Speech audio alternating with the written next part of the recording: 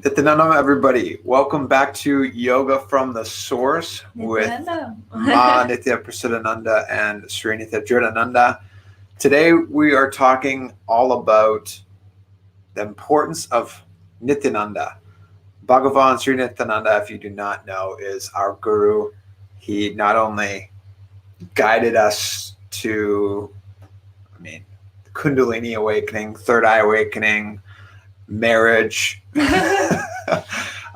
everything, life in India, but yoga. And he said has such a impactful presence in not only our lives but so many people's lives. And of course, with anytime you're speaking about Nithyananda these days, there's a lot of allegations that rise up about him as well.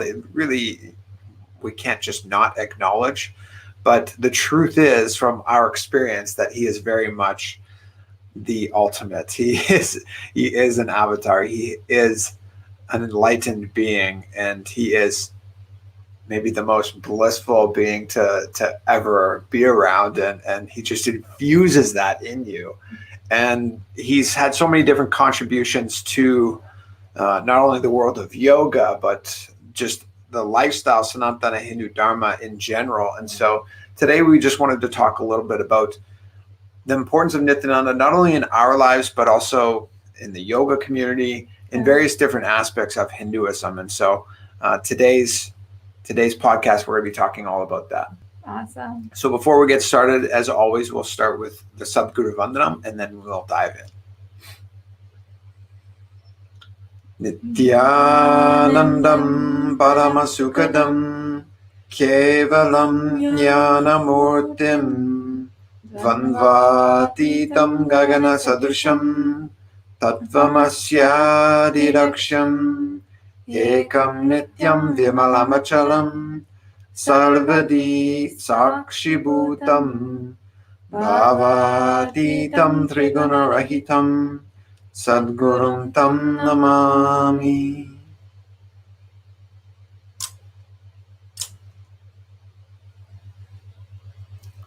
Yes, so welcome back to Yoga from the Source, everybody.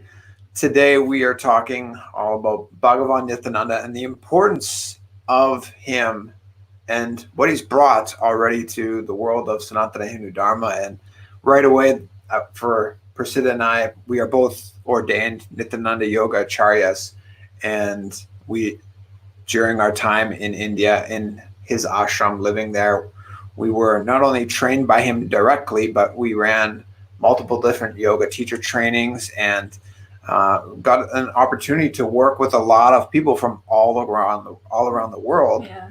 And it was based off of not his yoga teachings per se. These are the revival of authentic yoga.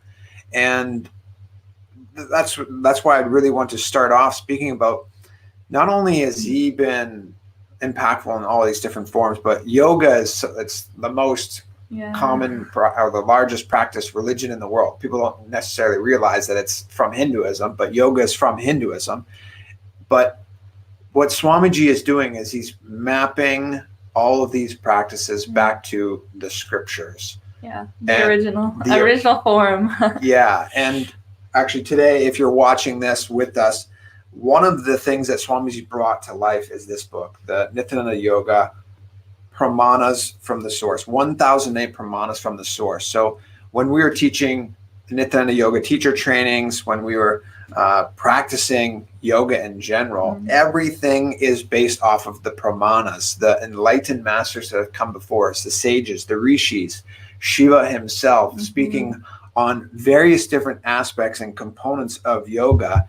And this book is such a gift to humanity. It's the best book ever. Because it is all that any yoga teacher, any yoga student needs.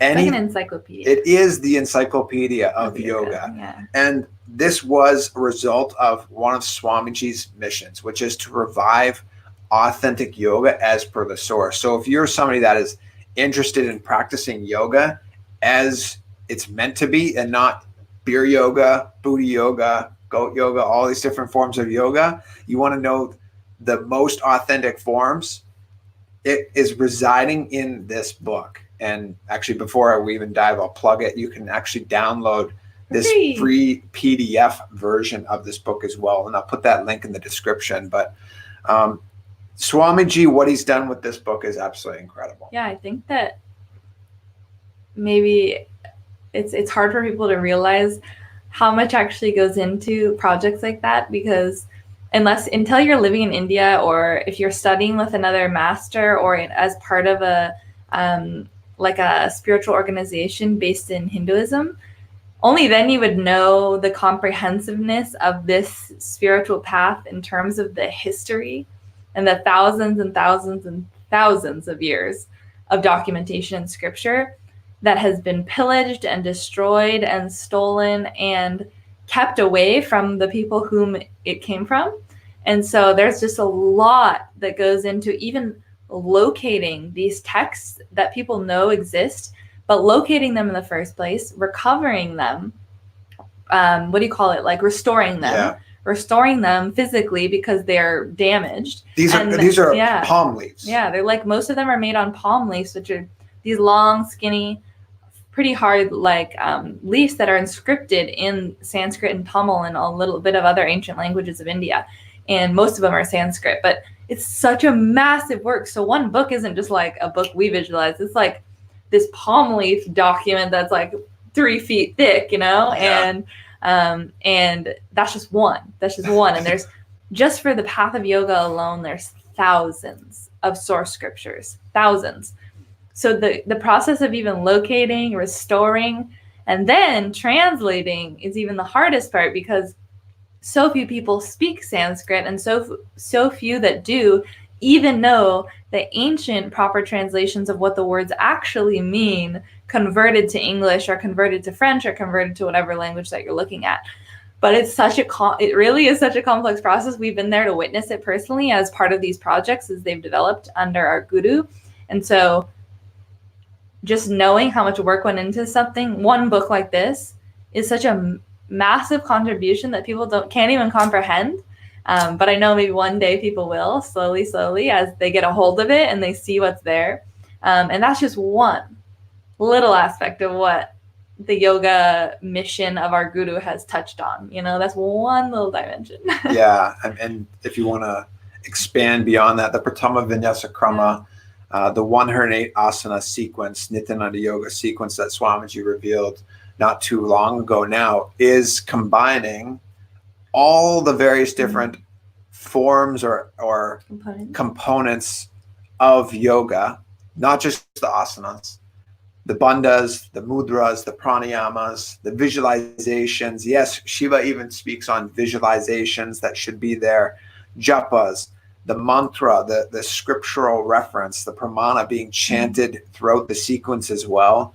Incorporating weights is actually a part of this. Rudraksha and Aushada. The Varna, cool. The Aushada. It's all 12 components that should be there in your yoga practice. So the common practitioner of yoga, somebody that wants to be a yogi, they think basically just asanas. And sometimes pranayama, sometimes you'll see pranayama, and occasionally maybe even a few mudras here and there. You always hear people speaking on Chin Mudra and Natarajasana. Actually, on that note, we still haven't found a pramana for Chin Mudra itself.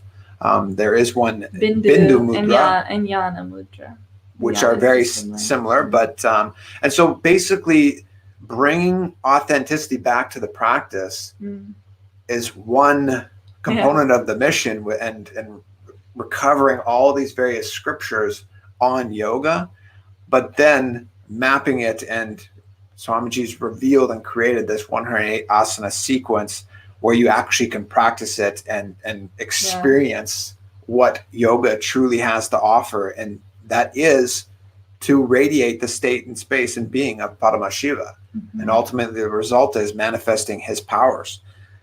Nithyananda Yoga, the 108 Pratama Vinyasa Krama, is, if you have not yet tried it out, it's absolutely incredible. So intense. There's two forms of exercise in Ayurveda, right? One is that it reduces energy, and another expends, it creates energy. And Nithyananda Yoga, the Pratama Vinyasa Krama, when you each asana, you're controlling, you're engaging a certain bandha, you're having a certain mudra, pranayama. Of course, you're in certain asanas, but everything that is happening in the body and outside of the body is just all Kundalini awakening, and it's completely energizing you. And you'll wake up at 4:30 in the morning, and you'll just be so groggy and not want to be moving your body at all. And by the time you're done the sequence, Yeah, that's true. you're just like so alive. You're full of energy. You're full of life because of the way that the energy is circulating through the body, through the authentic practice that Swamiji's revealed. Yeah, and honestly, of course, like, we can only share our perspective, and naturally, as much as you try to be unbiased, like, we all have a little bit of bias of our own experience, but genuinely, I can tell you, at least from my perspective, where I stand, my experiences, and what I've witnessed over 3,000-4,000 people who have crossed in front of me as I was living there and participated in the yoga for the first time there, I've heard from 90% of the people, including myself, that it's like you have never even done yoga until you've done Nithyananda Yoga, because it really is a completely different experience. It feels like it's hard to even say one is yoga and one is yoga. Like, there should be two different words, because it's like if you went swimming in the ocean compared to in the pool, like, and you're like, you can't, just because you swam in a pool does not mean you know how to swim in the ocean. And it's a totally different experience. Yeah, we use the same word, right? It's like, that just came to me, but I feel like that's a good analogy of what the experience is like. And I've heard so many people say that, and it's so true. Because again, it's not to say like, oh, Nithyananda is so great, although of course we think he is, but like, but the compilation of the source yoga is not happening, as far as I know, to this extent anywhere else. Surely there are masters that are teaching fairly authentic yoga, like they're looking at scripture, like Hatha yogas is like, I would say, the closest teachers that teach Hatha yoga, right? Because it is like, there's references, it's more about the spirituality, right, than just the physical body and all that.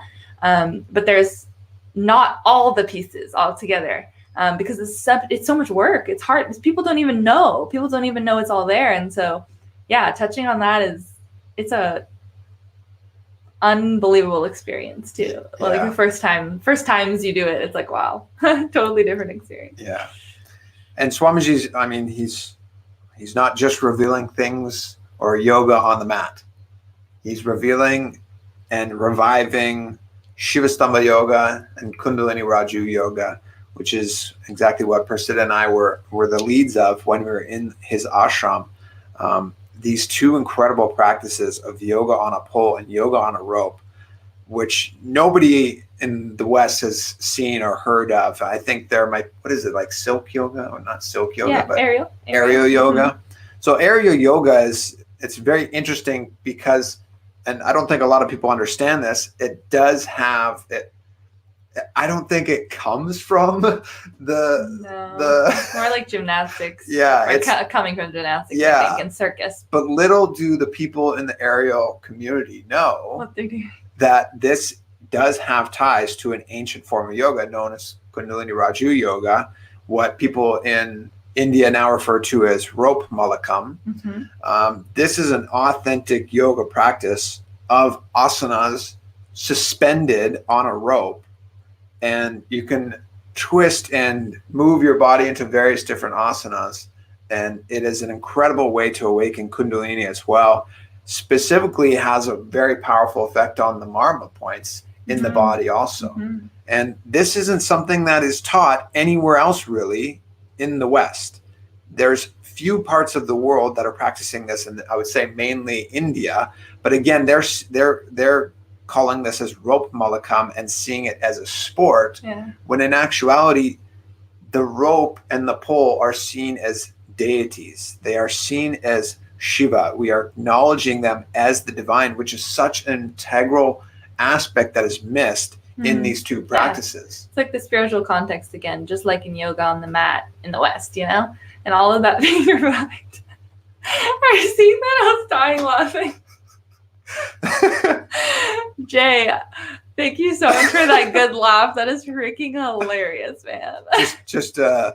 We have to acknowledge this comment that we're getting. Sorry, live. that is so funny. It's so Jay hard says, to stay focused with that comment. Jay says, blissful athlete, is it true that a puck hit your head and ever since you are a bit slow?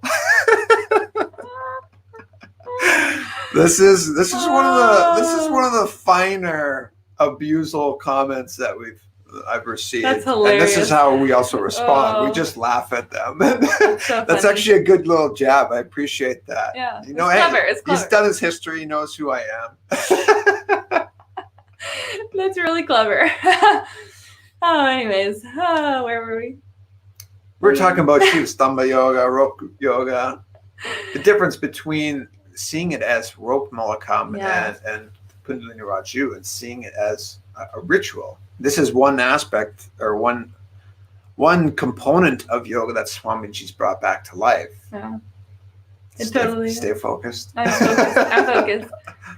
But yeah, did you want to move along to a different dimension? Like, was there anything you were thinking about sharing other than the path of yoga, obviously, which is a major component, of course? Well, I think the fact that yoga is a ritual, it's a Hindu ritual. Before each yoga class, there's scriptural reference saying that you need to acknowledge Ishvara, Shiva. You need to acknowledge Shiva. You should acknowledge Ganesha. These are two Hindu gods. And not only that, there's a cleansing that we do. We create a sankalpa. So before we actually even bend or move our body in the practice, we're entering into a deep spiritual ritual, Hindu ritual. And so if you start with the right context, that's what makes yoga so powerful. The other day I was at the gym and there was somebody that was I was in the ab room. It's not the ab room, but it's like the stretching room. And I was doing some abs and some girl walks in and she's standing there having like a full-on conversation with somebody, doing all these yoga poses. And she's just like talking to this guy like, yeah, you know, my days doing different asanas. And it's like, she might think that she's actually practicing yoga, but she's just literally stretching.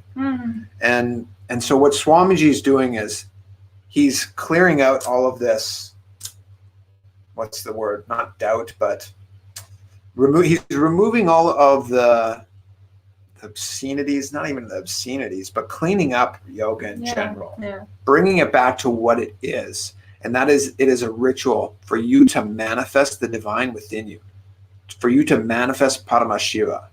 And so when you first acknowledge, even if it's Shiva Stamba or Kundalini Raju yoga, acknowledge the pole and the rope as a deity. You enter into the ritual with a strong prayer, a sankalpa. When you do all of these various things, it completely changes your yoga practice. And that's something that you and I have experienced the most, I would say, out of anybody. For sure. It was, like we've shared on this channel and other videos, like you guys should definitely check out if you're interested. We've had some amazing experiences with unlogical abilities unlocking and breakthroughs and spiritual experiences and even states of samadhi and complete oneness and Kundalini awakening. And that wasn't because of our own doing. We're not praising ourselves. It was because of this really raw, authentic yogic tradition that is being revived by our guru. And honestly, one thing I just want to leave you guys with as well to think about is, I don't know if this is the graceful way to say it or what, but I've thought so much to myself, even if it's no matter what's going on with all of this media frenzy and scandals and all this crazy stuff with our guru, as with many, many, many authentic gurus happens. But even with all of that happening, there's nowhere else I could be learning the information that I seek or going to the depth level that I'm seeking personally than with my guru. I just know that. And so it's even if all of this was continuing to happen, and yes, it's absolutely a test and draining in many ways. It can be, at least, and a big challenge on different dimensions. My spiritual seeking is so much there, and as with many people in our organization that are seeking truth of the Vedic tradition that you cannot find anyone else doing this level of work. And so we just wanted to share that with you because there's so much reasoning behind why we follow and why so many people follow him and his work, his mission. It's a direct experience. I mean, even for us, when you practice yoga authentically, when specifically, let's focus on the Pratama Vinyasa Krama. If you move through all 108 asanas and you're just really sluggish and you're not performing the bandhas and you're not actually doing the visualizations or the pranayamas, you're not going to have the full benefit that is available to you. And this is the same as any yoga practice. When you perform the Pratama Vinyasa Krama with full integrity, full authenticity, as Swamiji has trained us to do and is enriching us to do, you will experience Kundalini awakening. Yeah. You will experience bliss. You will experience just a sense of deep detoxification. And not only does, I can transition a little bit, not only does it start with the Pratama Vinyasa Krama, but the Shuddhi Kriyas, the cleansing techniques that we're performing every day as well. This is another incredible science that Swamiji, he's not like creating. Nithyananda is not here to create a whole new science. He's reviving. Making it part of our lifestyle again, really. Like the best way to explain it, and I think he's explained it like this, is he's just reviving the lifestyle of enlightenment that used to exist on the earth. And I can really say this is true. I've witnessed it. Like this is what our ashrams are like.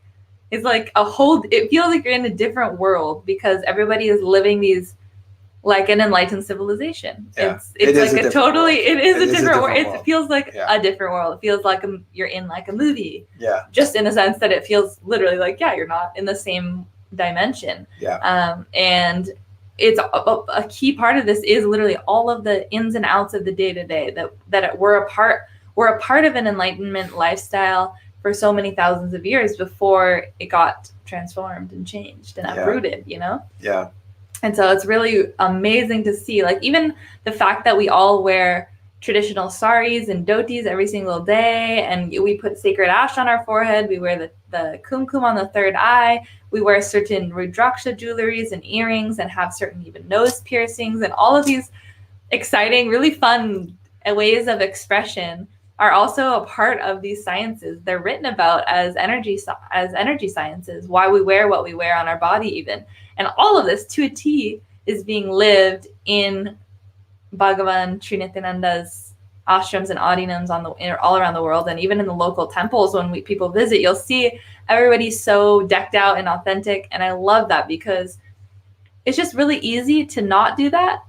In today's world, everybody likes easy. Everybody likes blending in and making things easy and digestible for people. But I think we lose a lot of authenticity and we water down a lot of tradition when we do that, And so I think that's important to look at. And that's one thing I've really been drawn to about our community and this organization is seeing that authenticity radiating all around the world, in Singapore, in Malaysia, in North America, in Europe, in India itself, and all of these places it's being revived. It's really beautiful to see, Yeah, and Swamiji referring to these places as Kailasas, various different places all over the world that are holding this enlightenment ecosystem, which is, it's as you said, it's out of this world.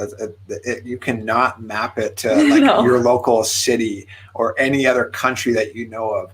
If you're somebody that's visited the ashram, or if you have not, the intensity of life that happens there. Yeah, it's like it seems like it's not human beings which you're hanging out with. Yeah, and it's not. That's the truth. Like people are, because you are how you function, right? And the choices that you make every day. It's amazing and beautiful, yet simultaneously kind of a trip to look at the disparities and polarity of humanity right now on Earth, right? Because you can see, and it's not to judge it. Not one is not better than the other. It's just in observation. It's really interesting to see how polar we have become as a species, whereas most animal species don't operate that way. But you see, like, there's human beings on the earth now that still think soda is healthy, and that literally don't drink water and have never eaten a plant in their life. and they're okay sitting at a desk all day and being told what to do, versus people in the middle who are, you know, kind of caring about their health, slightly empowered. Maybe they're wanting to start a creative business.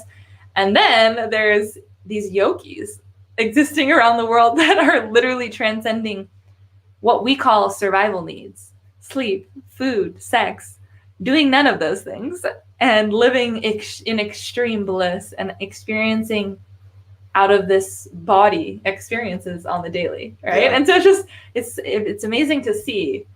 And I think that just shows you that the time that we're in, that the breakthrough and the shift is happening. Because I think nothing really happens when we're all in the middle. You know, I think we kind of have to stratify sometimes to start creating change. And I see that happening. So it's cool to see. And again, everything that is the lifestyle that's lived, whether it's the time that we wake up, the Shuddhi Kriyas, the cleansing techniques that we perform, the yoga practice, the morning puja, listening to his discourse, everything is mapped to pramanas. It's mapped to scriptural references. And these are the various different scriptural references: Shastra Pramana coming from Shiva, Apta Pramana coming from the various different rishis and sages, Atma Pramana, which is Swamiji's experience as well. And we all have our own Sakshi Pramana, our own personal experiences that we can now map to these various different scriptural references. And, you know, if I'm feeling, I have this sense of Kundalini awakening, I felt like it pierced through different parts of my being. And then I can go and see in the Hatha Pradipika of Svatmarama, and it says, yes, when Kundalini is awakened, it pierces all the granthis, all the knots. I'm like, that's exactly what it felt like for me. So I can align it to this scripture. Everything that Swamiji does, he encourages you. He has backup. Yeah, he encourages you to look to the pramana, look to the source scriptures, look to the backup, as Prasiddha is saying, that proves that, yes, this is a science. This isn't like something that he's just speaking about. It can be mapped to any, in any way, literally. And that's all dimensions of the lifestyle that's lived. Yeah, and a lot of people, I think, just on the surface level judge just out of ignorance without knowing how he teaches and what he teaches, honestly, because I don't think half or more of the things would be being said about him unless if people actually knew that. Because if you've been even slightly looking into him and what he teaches, or listening in on his discourses, or meeting his Sangha, you would see that it's one of the most strongest jnana-based, like knowledge-based, fact-based traditions. We don't take even Swamiji's word for it. It's all about all of this tradition and lineage, and looking up these experiences, seeing his experiences, and then also ultimately having our own direct experience. And only then we digest it fully. It's like everything is based in this. It's about personal direct experience and fact-checking with this lineage of the Vedic sciences of Sanatana Dharma. And so, yeah, it's a really clean, accurate, safe, spiritual path, I really feel. And I wish everybody could get a chance to see that. But, you know, maybe they will. Those who really want to seek the truth will, you know, and others won't. And that's okay, because that's how they are with many things, I'm sure, in their life, until they reach a point where they're tired of that. So, yeah. You want to do some questions before we conclude? Well, Monday's box is asking, do you get to the point in this yoga and diet where your body feels like it isn't weighted down anymore? Like you feel a lot lighter and free moving in your everyday life? And Swamiji, he's been speaking a ton about detoxification of your body, detoxifying yourself. And this is like I would say almost the cornerstone of the yogic practice, is detoxifying.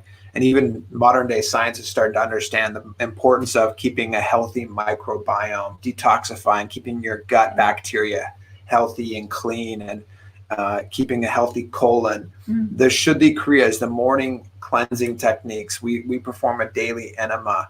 Swamiji encourages us to also be consuming daily harataki, now encouraging us to consume castor oil. All of these different things, when you're incorporating them and from personal experience, yes, I feel extremely clean. I feel extremely light just from those cleansing techniques on their own. Then when you incorporate the yoga asanas and even Swamiji's discourses, I mean, the last few evenings here in the West, Swamiji's morning discourse happens in the evening. Swamiji's been guiding us into meditations, and Prasiddha and I are just feeling like completely like high, like like on a different level of different level altogether. Of energy. Like it's you can't even put it into words. And I know from my own experience, without a doubt, this is because I'm so on point with keeping my body clean and detoxified. The Kundalini energy can flow through the body so much easier. Yeah, you really like have a lot of hope, because it is very, very real possibility with yoga for every single body. I truly believe that, not just us. It makes you, that is exactly what happens to you through yoga. It makes you lighter in every dimension. It makes you lighter physically. It makes you lighter mentally. It makes you lighter emotionally. You don't feel that heaviness. You know how we relate negative emotions also to the feeling of heaviness? Like we feel, oh, this is weighing on my heart. I feel like the weight of the world on my shoulders. We feel physically lethargic and sleepy and tired when we're really sad or mad. Same way, this is considered, all of this is considered in part of the energy science of yoga. And lighter means lighter in all of those ways. So you see so much gets freed, and you're able to walk around as such a light being. It's really amazing. So I really encourage you to try it out. You'll see for yourself. And even during some of Swamiji's initiations, there are people that actually levitate. They jump like frogs. And I did a video about this recently. Yeah. I gave a pramana, a scriptural reference of when Kundalini is awakened, there's this siddhi, frog jumping siddhi. And when you might have seen some of these videos online of Swamiji awakening others' Kundalinis and levitating, these beings aren't just, or these participants aren't just like, they're sitting down cross-legged, but they don't just hover above the ground and float there. Yeah. But their bodies are jumping in a way that if you're an athlete or yeah, like it's not possible to jump in the way that they're doing unless you actually like trained for this or practiced this. And also takes a lot of effort, and these people will be going for hours, literally hours, and they're just totally out of it, like consciously. They're not like really focused and like sweating. Like they're sitting there and they're like hop hop hop hop hop hop, like rapidly for like hours and hours and hours. There's so many examples we could share, and so that is an ultimate expression of the body being light and experiencing Kundalini to an extent that I know I haven't seen anywhere else, and you don't really see in a lot of different places. And so that's just one component of feeling light in the body, to answer Monday's question there. That's it. That's just the bottom. Okay. So everybody that has come in live, thank you so much for joining us. If there's any last thing that you would want to touch on, Prasiddha, about? No, I think we can definitely wrap, unless anybody else has questions, we can definitely wrap it up. But yeah, thank you guys for tuning in. I saw some of you guys were on my live stream earlier as well, so double thank you for joining both times. That's awesome. And just a reminder, what I'll do is I'll put the free download link of this book. Swamiji believes that this knowledge should be given away freely. The Nithyananda Yoga, it's actually called Evolution of a New Species.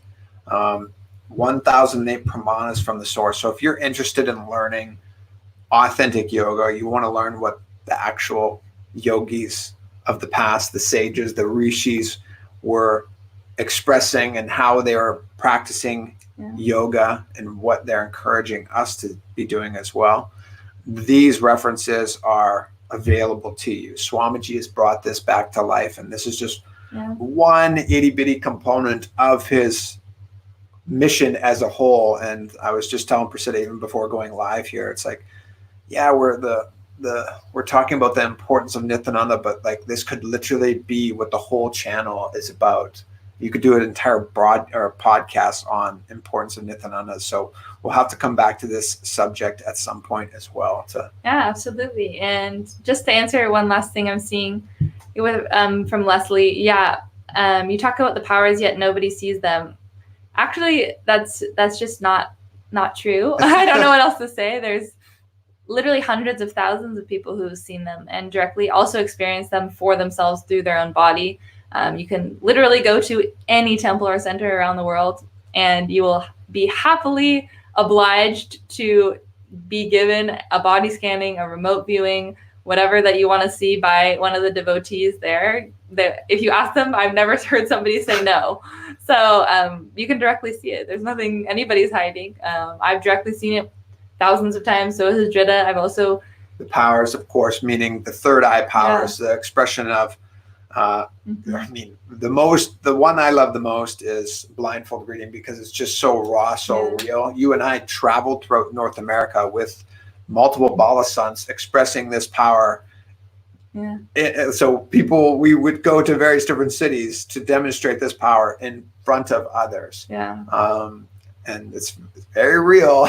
Very real. It's not, we're not trying to hide it or anything. And of course, other powers like body scanning, remote viewing, these are very, very real. This is just another, I'm glad you brought this up, because this is just another component that Swamiji is reviving, the power of third eye.